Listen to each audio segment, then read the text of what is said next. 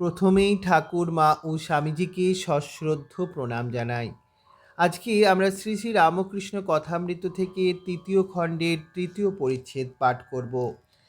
তব কথামৃতম তপ্ত জীবনম কবিভিরিতং কলমোষাপহম শ্রবণমঙ্গলম শ্রীমদাততম ভুবি গৃণন্তি যে ভুরিদা জনা।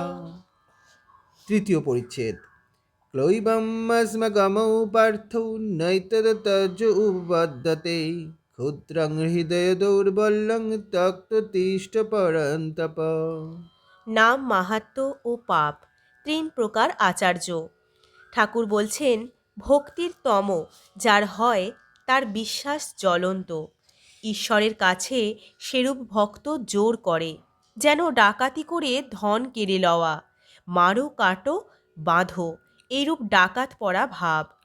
ঠাকুর ঊর্ধ্বদৃষ্টি, তাহার প্রেম রসাভিষিক্ত কণ্ঠে গাইতেছেন, গয়া গঙ্গা প্রভাসাদি কাশে কাঞ্চি কে বাঁচায়, কালী কালী কালী বলে আমার অজপা যদি ফুরায়। ত্রিসন্ধ্যা যে বলে কালী, পূজা সন্ধ্যা সে কি চায়, সন্ধ্যা তার সন্ধানে ফেরে কবু সন্ধি নাহি পায়।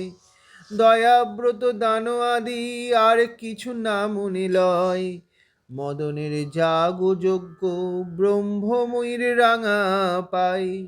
কালী নামের এত গুণ কে বা জানতে পারে তাই, দেবাদিদেব মহাদেব যার পঞ্চমুখে গুণ গায়।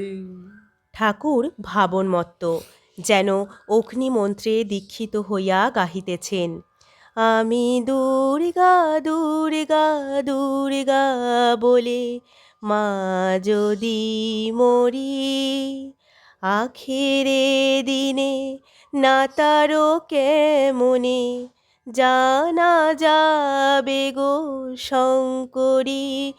আমি দুর্গা দুর্গা দুর্গা বলে মা যদি মরি।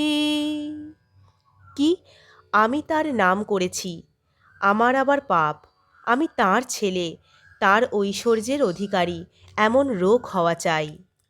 তমগুণকে মোড় ফিরিয়ে দিলে ঈশ্বর লাভ হয়।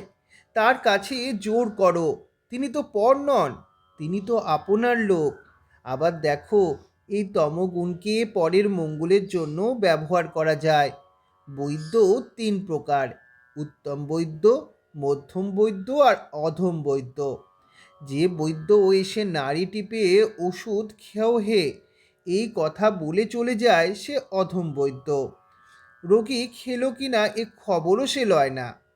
যে বৈদ্য রোগীকে ঔষধ খেতে অনেক করে বোঝায়, সে মিষ্টি কথাতে বলে, ওহে ঔষধ না খেলে কেমন করে ভালো হবে, লক্ষ্মীটি খাও, আমি নিজে ওষুধ মেরে দিচ্ছি, খাও, সে মধ্যম বৈদ্য।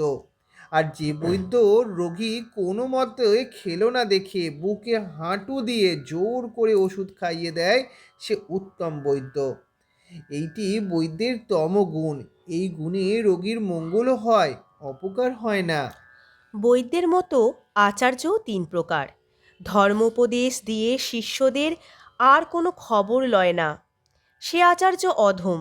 যিনি শিষ্যদের মঙ্গলের জন্য তাদের বরাবর বুঝান, যাতে তারা উপদেশগুলি ধারণা করতে পারে, অনেক অনুনয় বিনয় করেন, ভালোবাসা দেখান, তিনি মধ্যম থাকের আচার্য। আর যখন শিষ্যেরা কোনো মতে শুনছে না দেখে কোনো আচার্য জোর পর্যন্ত করেন, তাঁরে বলি উত্তম আচার্য। এই ছিল আজকে আমাদের ঠাকুরের কথা। ওম স্থাপকায় চ ধর্মস্য সর্বধর্ম স্বরূপিণে অবতারোপরিষ্ঠায় রামকৃষ্ণায় তে নমো। জননীং শারদং দেবীং রামকৃষ্ণং জগদ্গুরুং পাদপদ্মে ত্রয়োশ্রিত্বা প্রণমামি মুহুর্মুহুঃ। নমো শ্রী জ্যোতিরাজয় বিবেকানন্দ সুরায় সচ্চিত সুখ স্বরূপায় স্বামিনে তাপহারিণে।